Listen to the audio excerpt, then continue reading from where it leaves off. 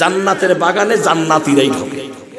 বলেন বলেন। তবে একটু কায়দাটা কি বলবো আমার ভাইয়েরা, আপনাদের এলাকায় পুকুর পুষ্করণী আছে না নাই? পুকুরে পানি আছে না নাই? মাছ আছে না নাই? এ মুসলমানেরা, মানদার ভাইয়েরা, আমার নওগাঁর ভাইয়েরা, এই পুষ্করণীর ভিতরে মাছ আছে না নাই? মাছ আছে। এখন মাছ যদি থাকে, আপনার যদি মাছ মারার শখ হয় যে পুকুরটা সেঁকবো, মাছ মারবো আর বাড়িতে মাটি কাটবো, এরকম যদি মনে হয়, তাহলে আপনি এই পুকুর কি সেউতি দিয়ে সেঁকবেন, না গামলা দিয়ে, না বালতি দিয়ে, কি দিয়ে সেঁকবেন? মেশিন দিয়ে, ঠিক কিনা? যদি বড় পুকুর হয় দেখা যায় যে 1 দিন 2 দিন 3 দিন লেগে যায়। ছোট পুকুর হয় একদিনে সকালে দিলেন স্টার্ট,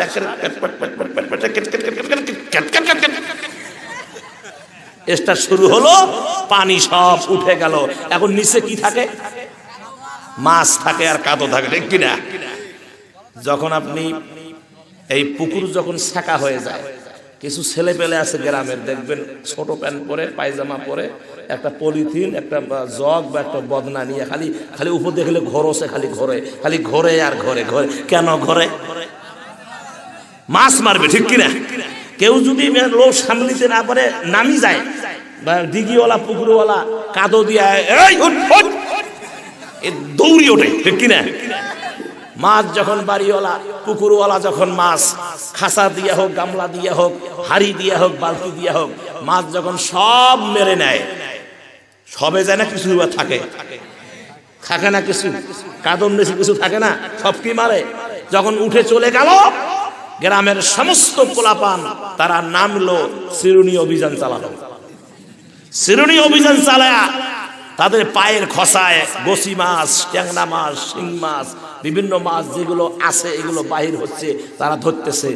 2 জনের মধ্যে মাছ ধরাধরি নিয়ে ক্যাসাল লাগছে।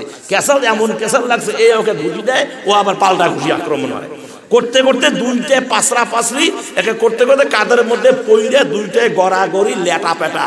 আমার ভাইয়েরা, কাদোয় পড়লে গায়ে কাদো লাগে কি লাগে না? দেখতে কেমন দেখা যায়? ভূতের মতো। কিসের মতন? ভূতের মতন দেখা যায়।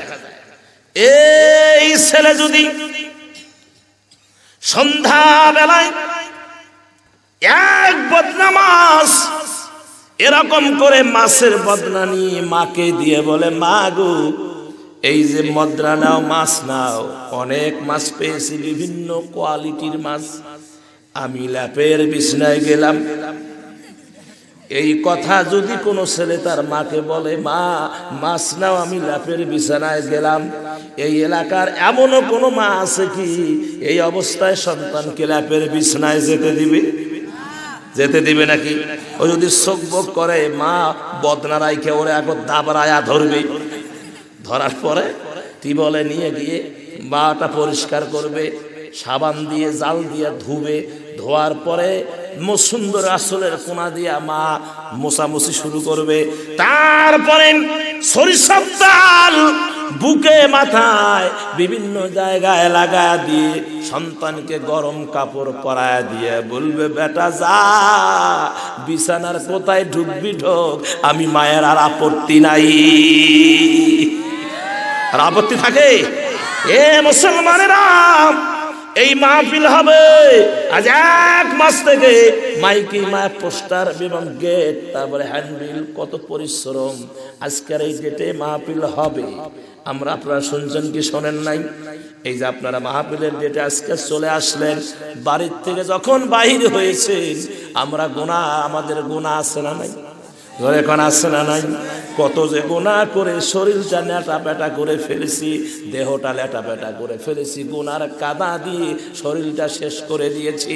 এ মুসলমানেরা, আমার আল্লাহ ফেরেশতাদের ডাক দিয়ে বলো, আমার ফেরেশতারা শোনো, তোমরা সাক্ষী থাকো, আমার বান্দার আওয়াজ মাহফিলে, দোয়ার মাহফিলে যাচ্ছে। এ ফেরেশতারা, আমার বান্দারা জান্নাতের বাগানে যাচ্ছে। এটা কি জান্নাতের বাগান? তো বাগান তো জান্নাতের বাগানে যাচ্ছে, মা যেমন তার সন্তানকে কাদা অবস্থায় ফুলের বিছানায় ঢুকতে এলে আত্মশোকের বিছানায় ঢুকতে দেয় না, তদ্রূপ আমি আল্লাহ আমার বান্দাকে গুনার কাদা অবস্থায় জান্নাতের বাগানে ঢুকতে দেই না। আমি আল্লাহ ঢোকার আগে তাদের জীবনের সব গুনাহগুলো মুছে দেই। জোরে বলেন না সুবহানাল্লাহ। এই মুহূর্তে যারা বিশ্বাস করবেন না, একিন নাই যে আমার তো গুনাহ মাফ হবে না, সবচেয়ে কপাল পরা সে, এই মুহূর্তে আমরা সবাই জান্নাতে। সুবহানাল্লাহ।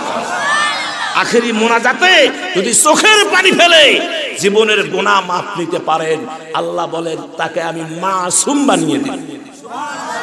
তাহলে আল্লাহ সুবহানাহু ওয়া তাআলা তিনি হলেন দয়ালু, পরম দয়াবান। সুবহানাল্লাহ।